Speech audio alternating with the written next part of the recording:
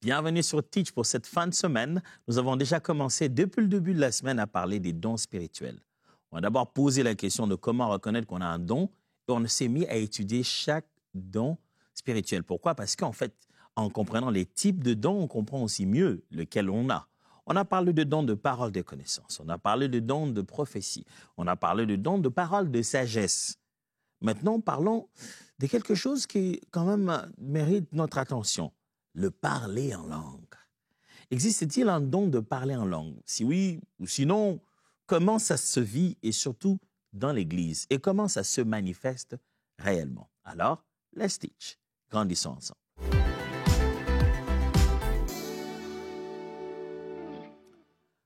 Voilà la définition que je m'aurais vous suggérer de don de parler en langue. Okay? Les mots sont bien choisis, sont intentionnellement choisis, devrais-je dire. Le parler en langue est la capacité à parler une langue inconnue du locuteur. Regardez-le bien. La capacité à parler une langue inconnue du locuteur. Ce n'est pas que tu vas parler juste une seule langue, mais c'est-à-dire que le moment où tu exprimes cette langue, c'est une langue qui est inconnue du locuteur, de celui qui est en train de parler. Pas de l'interlocuteur, mais du locuteur, celui qui parle. Le parler en langue est une capacité surnaturelle que le Saint-Esprit donne à une personne qui n'a pas appris une langue, qui ne la connaît pas, de pouvoir la parler. Seulement, la réalité est qu'il existe de multiplicités de langues et dans le temps, les langues ont évolué. Il existe certaines de ces langues qui sont complètement inconnues des hommes. Mais la Bible donne une possibilité, même si le langage de Paul là-dedans, c'est le langage de l'exagération. Mais il s'en va même à parler des langages des anges. Voilà. C'est vrai que son but là, dans le texte, c'est vouloir exagérer. Mais on a la possibilité de parler des langues, et alors de langues incroyables, mais dont on n'est pas conscient, on ne comprend pas ce que l'on dit. Le locuteur, celui qui produit ces sons, celui qui parle, n'a pas connaissance mentale, intellectuelle de la langue qu'il est en train de dire. Il ne connaît pas. Il n'est pas en train d'utiliser son cerveau pour pouvoir prononcer ce qu'il est en train de dire. Donc, c'est une capacité que donne le Saint-Esprit à parler une langue ou même des langues inconnues par celui qui le parle. Il est possible que dans un même moment où il parle en langue, il parle 3-4 langues différentes.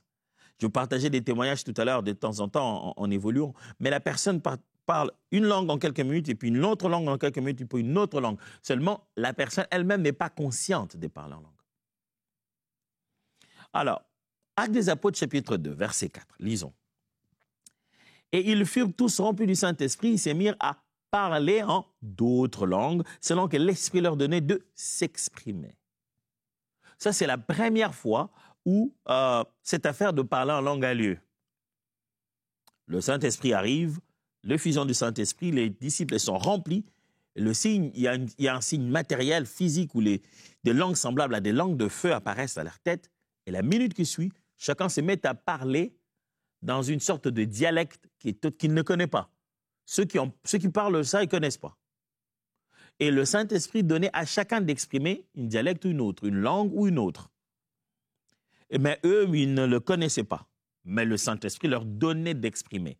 Donner d'exprimer l'expression ici ne signifie pas qu'il leur parlait dans les oreilles et eux répétaient. Non. Ça veut dire qu'il y avait comme une impulsion interne.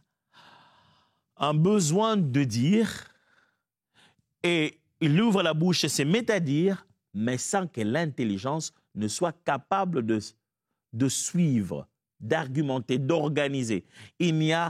C'est une langue dans laquelle on ne réfléchit ni à la conjugaison, ni à la grammaire. C'est une langue qu'on est en train de parler et on ne réfléchit ni aux articles, ni aux verbes, ni passé composé, passé simple, aucune structure. Parce que c'est juste une impulsion de parler et de parler de choses que sa tête ne maîtrise pas du tout. Alors, c'est comme ça que ça s'est fait le premier jour de la Pentecôte. Et la chose la plus intéressante, c'est que les gens qui sont venus sur place, la Bible cite toutes sortes de pays d'où ils viennent. Certains venaient de l'Arabie, ainsi de suite. Et chacun les entendait parler. Non pas dans la langue du moment, qui a été les Grecs, ou le latin aussi, Non, chacun l'entendait parler, non pas la langue de la cité, mais des dialectes, c'est-à-dire des langues parlées en famille, les langues protégées. Et qu'ils étaient des Juifs, des Galiléens, ils parlaient des langues de gens venus de l'Arabie. C'est dit, mais non, c'est quoi ça? et eux qui parlaient n'avaient aucune conscience de parler quelque chose de si précis, de si articulé. Ils n'étaient pas en train de parler en se disant, là j'ai parlé, je fais la pause, et maintenant c'est la virgule. Non, ils n'avaient aucune conscience de réellement argumenter. Ils ne savent même pas s'ils disent une chose positive ou négative. Ils font que parler. Mais ceux qui sont là les entendent et ils disent, ils sont en train de parler des merveilles de Dieu. Ils louent Dieu. Actes des Apôtres, chapitre 10, versets 44 à 46.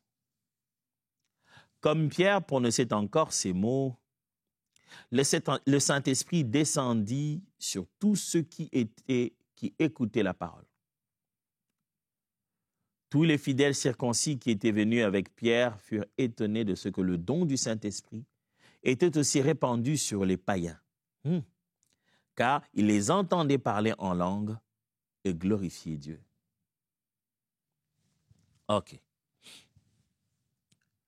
Parler en langue commence à signifier quelque chose d'autre dans la Bible. Et chaque fois qu'on dit parler en langue, le mot pluriel. Ça ne signifie pas qu'au cours de cette session ici, où Pierre plutôt va prêcher dans la maison de Corneille, au cours de cette session, il y a eu des gens qui aient compris dans quelle langue il parlait. Non, rien ne suggère cela dans le texte.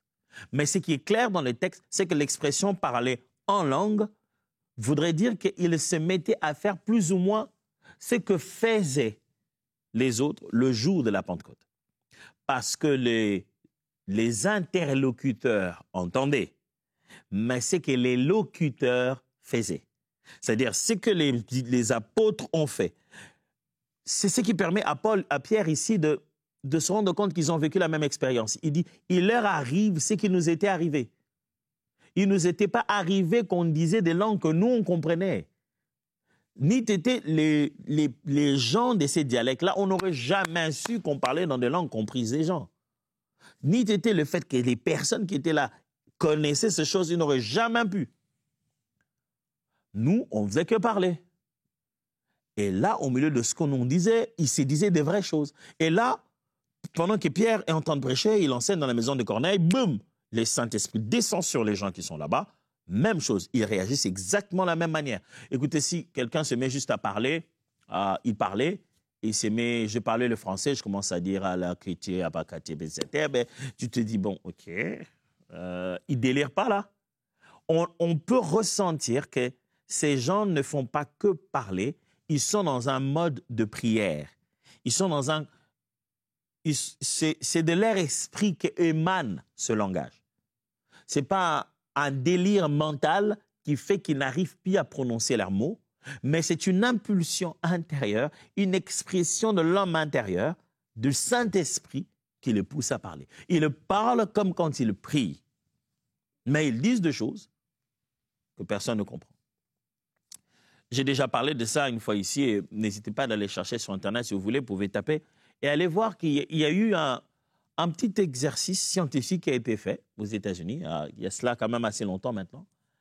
Le but du médecin, c'était de vérifier, le but du chercheur, c'était de vérifier ce langage biblique. Lorsque la Bible parle dans 1 Corinthiens, elle dit, celui qui parle en langue, eh bien, son intelligence est stérile et qu'il parle des mystères et que son intelligence est stérile, c'est-à-dire qu'il ne comprend pas. L'intelligence ne fonctionne pas au moment où il parle en langue parce que ce n'est pas des contenus qu'il y a dans son intelligence qu'il essaie d'argumenter.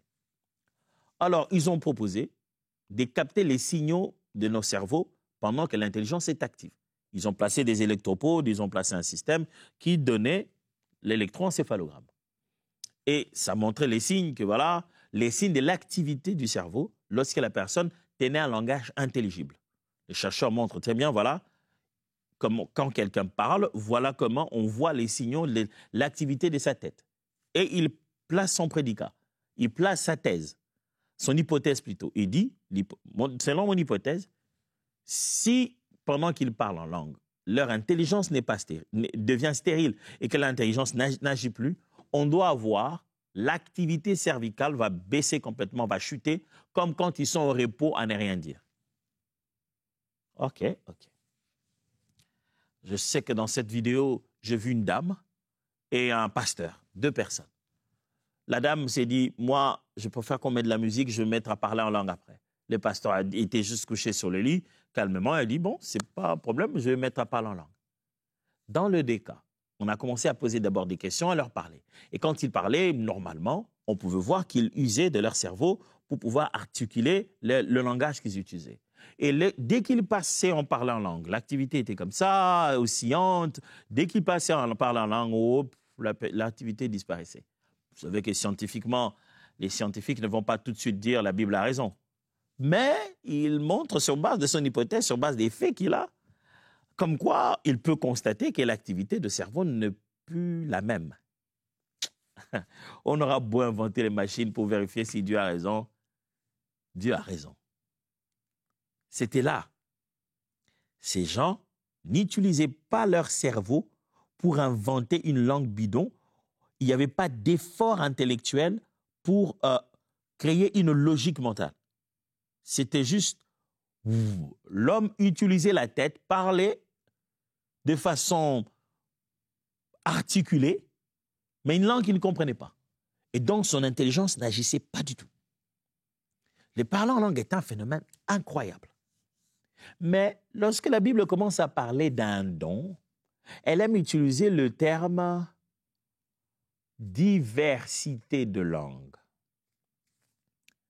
C'est là que vous savez très bien que lorsqu'il s'agit de parler des dons spirituels, des fois c'est un sujet des débats et même des discordes entre les chrétiens. Certains disent que ça n'existe plus, ce trou-là.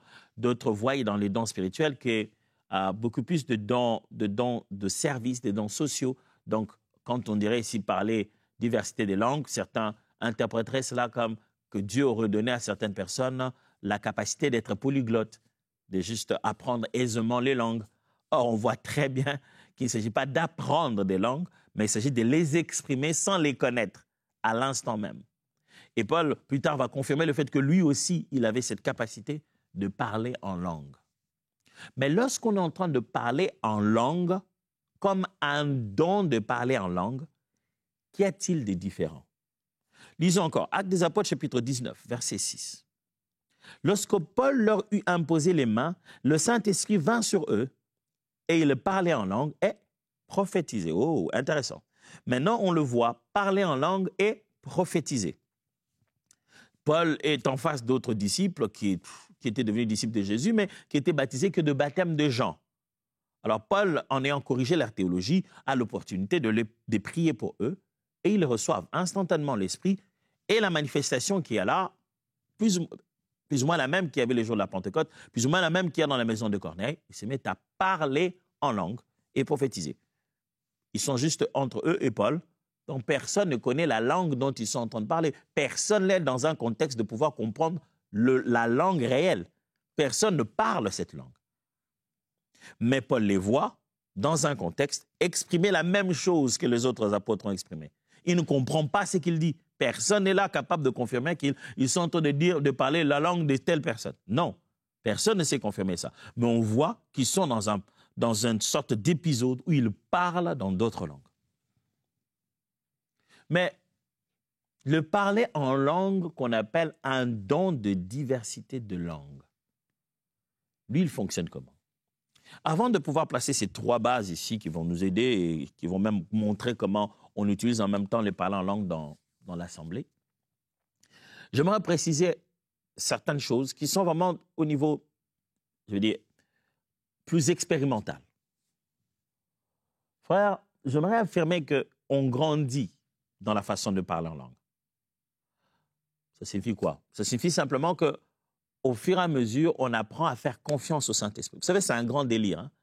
Au début, les gens, ils ressentent seulement qu'ils veulent parler. La seule chose qu'ils réussissent à dire, c'est ba, ba, ba, ba, bo, bo, bo, bo. Et là, on se pose la question, quelle est cette langue au monde où ba, ba signifie papa, j'ai faim, j'ai besoin que tu me parles. Bo, bo signifie tout le reste. Ba, ba et bo, bo peuvent tout le dire. Mais il est possible que dans le parler en langue, on soit aussi en train de répéter, de juste cycliquement dire la même chose, Saint, Saint, Saint et l'Éternel, le ciel et la terre sont remplis de sa gloire. Dieu ne trouve pas ça monotone, que l'on répète jour après nuit sa sainteté. Dans un parle en langue, surtout quand on est en train d'élever les merveilles de Dieu, on peut être cyclique à répéter que les mêmes choses. Mais je suis juste en train de dire aussi que quelquefois, les gens se limitent à dire ba, ba, ba, bo, bo, bo, dada.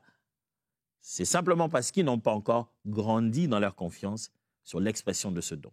Au début, c'est le peu qu'ils ont pu dire dans leur bouche, sans intelligence. C'est le peu qu'ils aient pu faire confiance de sortir dans leur bouche.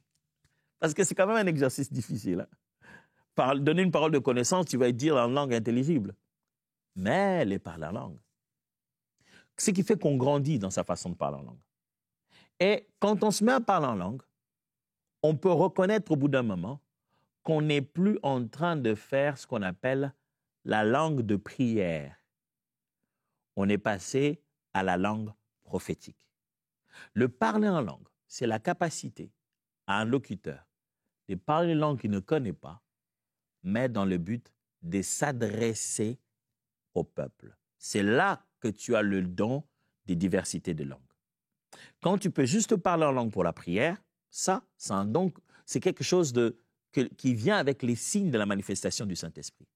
Mais ça devient un don. Vous souvenez-vous, le don, ce n'est pas parce que c'est toi qui l'as. Le don, c'est parce que Dieu veut le donner aux autres et passe par toi. Donc, l'application même dans l'Église, premier point, il y a ce qu'on appelle une langue comme prière personnelle. Alors, Paul explique ça très bien dans 1 Corinthiens. Il essaie de démontrer et d'expliquer aux Corinthiens qu'il y a un niveau où le parler en langue n'est qu'une prière personnelle. On prie, on parle à Dieu et à soi-même, en fait. 1 Corinthiens, chapitre 14, versets 2 à 4. En effet, celui qui parle en langue ne parle pas aux hommes. Vous voyez ça? Mais à Dieu, car personne ne le comprend. Et c'est en esprit qu'il dit des mystères. C'est en esprit qu'il dit les mystères et personne ne le comprend. Donc, ça ne devrait pas choquer les gens que quand on parle en langue, que personne ne comprenne. Parce que ce n'est pas d'aujourd'hui. Ce n'est pas comme si aujourd'hui on a inventé un truc où les gens ne comprennent pas et qu'à l'époque, ils se comprenaient à 100% comme au jour de la Pentecôte. Non, Paul l'affirme très bien ici. Quelqu'un parle en langue, personne ne le comprend. Il parle des mystères au niveau spirituel. Celui qui prophétise, au contraire, parle aux hommes. Il montre ici que celui qui est en train de donner une parole de prophétie s'adresse vers l'édification. Le but de Paul ici, ce n'était pas de pouvoir distinguer que le don de parler en langue et le don de prophétie. Non, il était en train de distinguer la manifestation de parler en langue, le fait de parler en langue et le fait de prophétiser. Alors, il entre à l'intérieur pour démontrer qu'il y a une réalité de parler en langue qui consiste à être une prière. On parle des mystères avec Dieu. Mais plus tard, quand il va commencer à expliquer, il va expliquer une dimension où, lorsque le parler en langue est dédié et consacré et dit au public, en public, il doit y avoir à l'intérieur un besoin de parler au peuple, mais dans un langage mystérieux. Alors là, ça commence à devenir un don de parler en langue ou de diversité de langues. Celui qui prophétise, au contraire, je l'ai dit tout à l'heure. Donc, il y a une langue qu'on appelle une langue comme prière personnelle.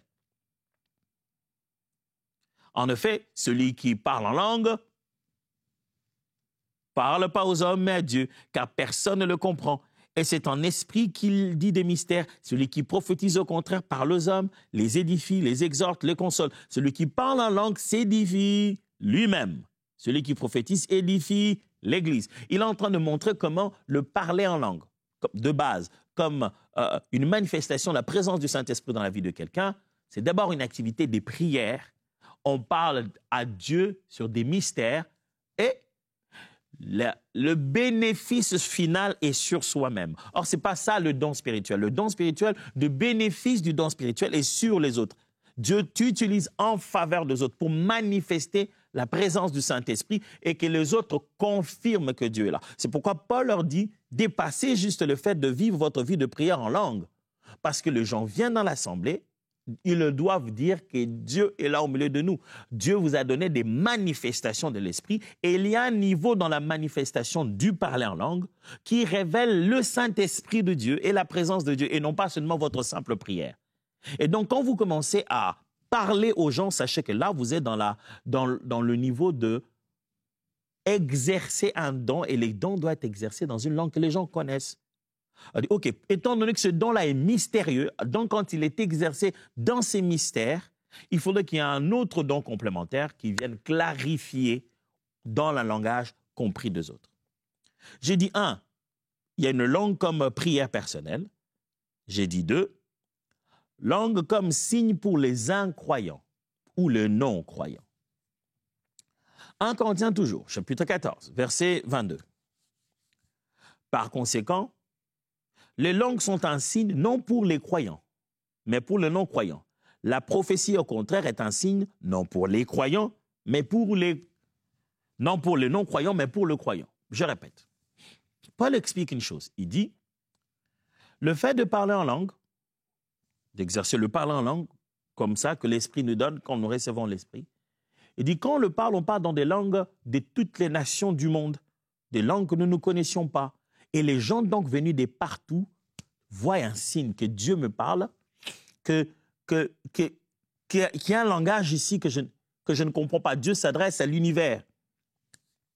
Mais lorsqu'on est en train de faire un signe de prophétie, lorsque le Seigneur se manifeste pour donner une parole prophétique, il vise son Église, il vise les gens qui sont dans l'assemblée. Pour eux, c'est un signe que Dieu nous parle réellement. Alors, le parler en langue, mes amis, quand nous parlons en langue, c'est l'un des signes forts que le Seigneur a prévu, comme un signe de temps, une manifestation de sa présence. Les non-croyants se disent, wow, c'est quoi le truc, c'est quoi le délire? Mais troisièmement, les langues comme message à l'assemblée. Je l'ai presque dit. À un moment donné, les langues que l'on parle, qui sont inconnues pour celui qui parle, sont adressées à l'assemblée. C'est pourquoi je disais tout à l'heure qu'on grandit dans le parler en langue. À un moment donné, pendant que tu parles en langue dans la prière, pendant que tu parles dans ton esprit, l'esprit te met une conviction que ce n'est plus une prière que tu adresses à Dieu. Tu ressens que ce que je suis en train de dire ici, ce n'est plus à Dieu que je parle, c'est Dieu qui parle aux hommes. Alors, les Corinthiens à l'époque, ils étaient incroyables, ils étaient terribles. Et ils pouvaient venir dans une réunion comme ça où quelqu'un s'élève, il commence à parler en langue.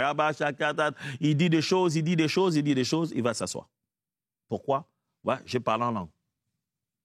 Mais Paul dit, mais il y en a celui-ci qui parle, l'autre qui parle. Et puis nous, on parle à la maison comment? On a aussi grand nombre qui existent des langues sur la terre. Il y a des langues, les langues sont censées être incompréhensibles. Si tu t'élèves pour parler à l'assemblée, si tu veux faire entendre ta voix dans l'assemblée, c'est pour que les gens comprennent. Mais Paul ne dit pas, donc, à partir de ce moment, tu ne peux pas donner des messages en langue, parce que, étant donné que les gens ne le comprendront pas, donc Dieu ne peut pas parler dans des langues que les gens ne comprennent pas. Non. Il dit, Dieu peut parler. Dieu peut s'adresser à son peuple de cette manière-là. Seulement, c'est le jeu, je vais dire, le travail collectif de deux dons différents. Le premier se met à parler en langue et délivre le message dans un langage très mystérieux, incompris du locuteur et probablement aussi incompris des personnes qui sont là. Le locuteur peut dire une langue qu'aucune personne présente ne comprend. Et donc là viendra un autre don, qui a pour but de traduire, interpréter ce qui a été dit. Alors, Paul montre là qu'il existe non seulement la prière en langue, l'édification personnelle, mais il existe une dimension où les parler en langue jouent le rôle de don, le rôle de pneumatikos, des manifestations de Dieu en vue de l'édification de l'assemblée. 1 Corinthiens chapitre 14, verset 27. Veut-on parler dans des langues inconnues? Je préférais la version parole vivante. Veut-on parler dans des langues inconnues? Que 2, tout au plus 3 le fassent. Paul ne dit pas ne le faites pas. Il dit que 2, ou tout au plus 3 le fassent. L'un après l'autre. Et qu'il y ait quelqu'un pour interpréter ce qu'ils ont dit. S'il n'y a pas d'interprète, que celui qui a le don des langues garde le... Oh, celui qui a le don des langues. Vous voyez? Celui qui a le don de langue garde le silence dans l'assemblée, qu'il se contente de parler à lui-même et à Dieu. Vous voyez? Il dit, vous avez le don de langue. Lorsque votre don de langue a pour but d'élever la voix, de prendre la prééminence dans l'assemblée et d'être la voix entendue, on ne devrait pas assister au spectacle de t'entendre seul parler en langue. Si le peuple doit se mettre à t'écouter, ça veut dire que Dieu veut partager des mystères. Alors, si vous voulez communiquer, ne vous mettez pas tout ça l'un après l'autre. Tu sens que tu ne sais pas les dire dans une langue intelligible et tu sens que tu as un flot qui ne finit que par parler, qui n'est qu'un parler en langue. Tu te lèves et tu parles en langue. Et au bout d'un moment, un autre le fait, un autre le fait. Paul permet comme ça à tour de rôle. Et puis alors qu'il y ait quelqu'un pour interpréter. Mais s'il n'y a personne pour interpréter, il dit, écoutez, taisez-vous. Regardez bien. Si vous pensez que l'interprète doit être quelqu'un qui connaît la langue qui va être utilisée, comment celui qui va parler en langue sait quelle langue il va parler? Pour que je puisse m'élever parlant en langue, étant rassuré que l'interprète connaît la langue, donc je dois connaître la langue que je dois parler. Je me dis, OK, je vais parler anglais, lui parle anglais, certainement il va connaître. Mais nous sommes dans une réalité où le locuteur lui-même ne sait pas dans quelle langue il va parler. Donc, aucun moyen de savoir si dans l'assemblée, quelqu'un connaît la langue de façon naturelle. Il s'agit ici de 2 manifestations surnaturelles. L'une qui parle la langue, l'autre qui interprète la langue. Non pas parce qu'elle la comprend, mais parce qu'elle saisit le flot de l'esprit, de ce que l'esprit est en train de dire. Non pas par intelligence, mais encore par révélation. Mais ça, ce n'est pas de ça qu'on parle aujourd'hui. Je rappelle, il existe bel et bien un don de diversité de langues. Au-delà de langage de prière, il existe un message à travers des langues et de langues que l'on ne connaît pas. On grandit dans les parler en langue. On prie un moment, on se rend compte que Dieu commence à me demander de parler à des gens. Un jour, un prédicateur très connu, Pierre Truchel, lui-même racontait, il dit un jour, il avait fait une de ses prédications et avant, dans sa cassette, il a commencé par parler en langue. Il a parlé en langue pendant longtemps et s'était enregistré. Et une dame, un jour, dans l'une de ses prédications, vient le rencontrer en le saluant. Il dit, frère Truchel, il se met à lui parler en allemand, un vieux allemand très, très complexe. Il était perdu, là. Il dit, madame, je ne parle pas allemand, je ne comprends pas de quoi vous parlez. Il dit, quoi, vous ne parlez pas allemand? Elle a encore repris l'allemand, il dit, non, je ne comprends pas. Il dit, mais j'ai une cassette de vous ici. Avant de commencer la prédication, vous parlez couramment allemand. Je ne sais pas, j'étais très heureuse de vous entendre parler l'allemand, le vieux, l'authentique, de nos dialectes de l'époque. Pendant un certain nombre de temps, avant de commencer à prêcher. J'étais très fier, je me disais, le jour où je vous rencontrerai, je vous parlerai parce que très peu d'entre nous parlent encore cette langue. Il a dit, madame, moi je parlais en langue. Parler en langue, ce n'est pas délirer. Et Dieu vous bénisse. Voyons-nous la semaine prochaine. Ça va être encore très intéressant. Allez, bye bye.